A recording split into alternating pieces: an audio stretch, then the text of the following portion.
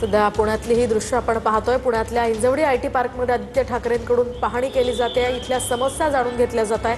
खरं तर या परिसरामध्ये मोठमोठे खड्डे पडलेले होते आणि त्यामुळे 20 कंपन्यांचं स्थलांतर झाल्याचीही चर्चा होती। त्या सगळ्या पार्श्वभूमीवर आदित्य ठाकरे आता इथल्या लोकांशी संवाद साधतायत। आपण अधिकची माहिती जाणून घेऊयात आमचे प्रतिनिधी रणजित जाधव यांच्याकडून। रणजित, काय अधिकचे अपडेट्स?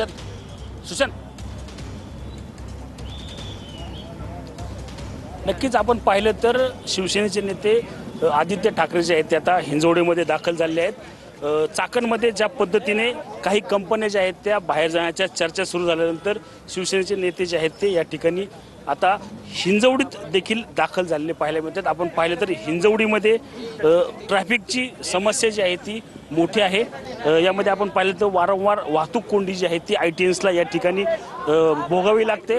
आपण पाहिलं तर आज या संपूर्ण जागेची हिंजवडीची पाहणी जी आहे ते आदित्य ठाकरे या ठिकाणी करणार आहेत। त्यासाठी आपण पाहतो लक्ष्मी चौकात ज्या ठिकाणी मोठी वाहतूक कोंडी असते त्या चौकात आता आदित्य ठाकरे जे आहेत ते आलेले आपल्याला एकूण पाहायला मिळतात। आपण पाहिलं तर यानंतर हिंजवडी मान शिवाजीनगरची जी मेट्रो आहे त्याची देखील पाहणी करणार आहे। आपण पाहिलं तर मेट्रो जर सुरू झाली तर हिंजवडीमधील वाहतूक कोंडी जी आहे ती या ठिकाणी कुठेतरी कमी होईल। ITNSला मोठा फायदा जो आहे तो या मेट्रोचा होईल। या मेट्रोला आपण पाहिलं तर अनेक मुहूर्त जे आहेत ते या ठिकाणी देण्यात आले।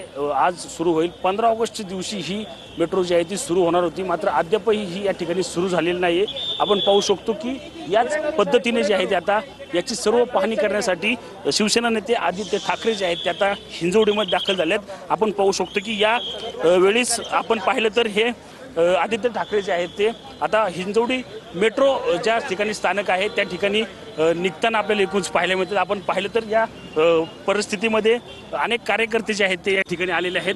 आपण त्यांच्याशी बोलण्याचा प्रयत्न करूयात। आज हिंजवडीत आला तुम्ही, पुढे सगळे एकत्र घेऊया, पुढच्या स्पॉटला करूया।